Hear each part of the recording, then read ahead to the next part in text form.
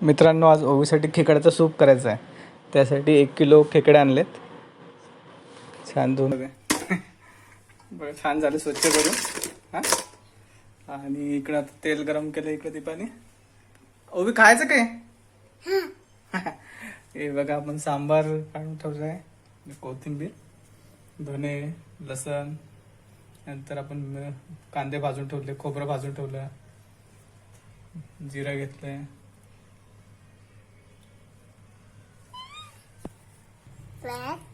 इलायची सुद्धा घेतली. इलायची टेस्ट साठी घेतली आपण. तेल टाकून घेऊ अगोदर आपण. त्यात 2 मिनिटं गरम होऊ देऊ. झालंय तेल गरम.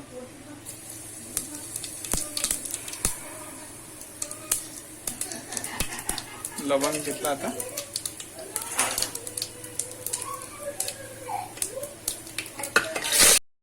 कांदे पण कापून झालेत, आणखी थोडे कापावं लागतील. कापू आता. लवंग इलायची टाकली. आता आपण कांदे टाकून घेऊ.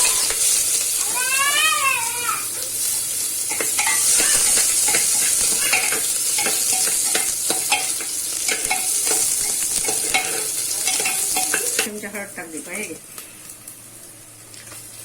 हो, हळद टाकून घ्या.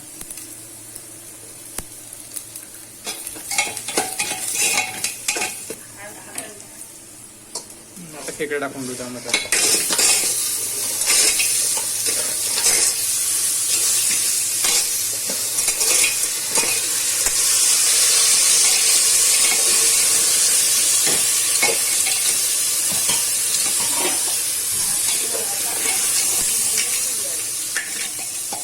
आता हे आपल्याला असं 20-25 मिनिटं ठेवायचं आहे. झाकण लावायची गरज नाही आपल्याला. याला सूप करायचं ना आपल्याला, त्यामुळे काही असं कुकरमध्ये शिट्ट्या मारून काही नाही ठेवायचं आपल्याला. छान सुगंध पण यायला लागलाय. छान सुगंध यायला लागला याला. आणखी तर पाणी टाकायचं बाकी आहे. थोडं एकाकडे पाणी गरम करून घेऊ आपण, नंतर ते टाकू. थंड पाणी नाही टाकायचं आपल्याला यामध्ये. त्यातलं पाणी आटायला लागलं छान. पाणी आटून झालंय छान.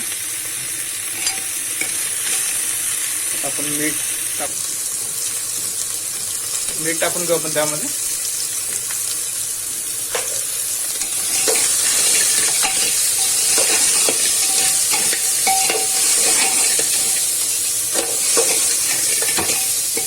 छान ते ड्राय व्हायला आले. ते आता एकीकडे आपण पाणी पण गरम करायला ठेवलं.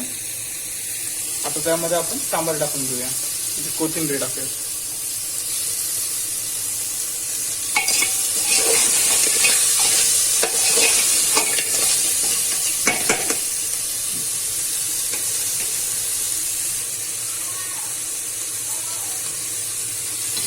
आता हे गरम पाणी झालंय, पण टाकून घेऊ आता.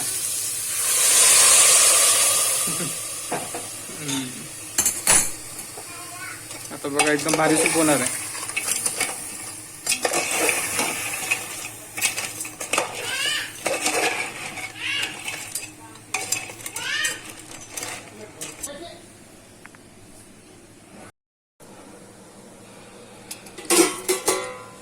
अडणी सूप झाला असेल. आपण आता थोडंसं फिक्का पिण्यासाठी पोरीसाठी काढून घेता.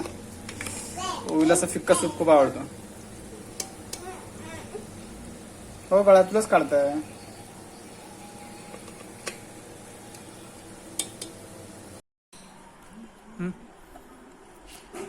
आवडलं का सूप? आहे ना भाव? आणि ती मग कर फिनिश.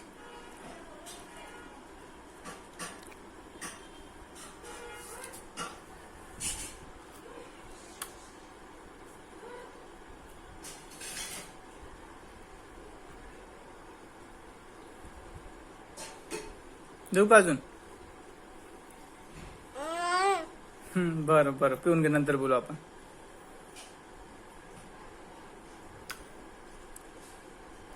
अडणी सूप तर झाला तयार. ओवीसाठी फिका काढला होता अगोदरच.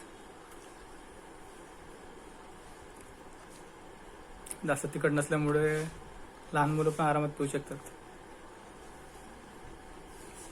मित्रांनो, हा व्हिडिओ आवडला असेल तर लाईक करा, चॅनलवर नवीन असाल तर सबस्क्राईब करा. Bye bye.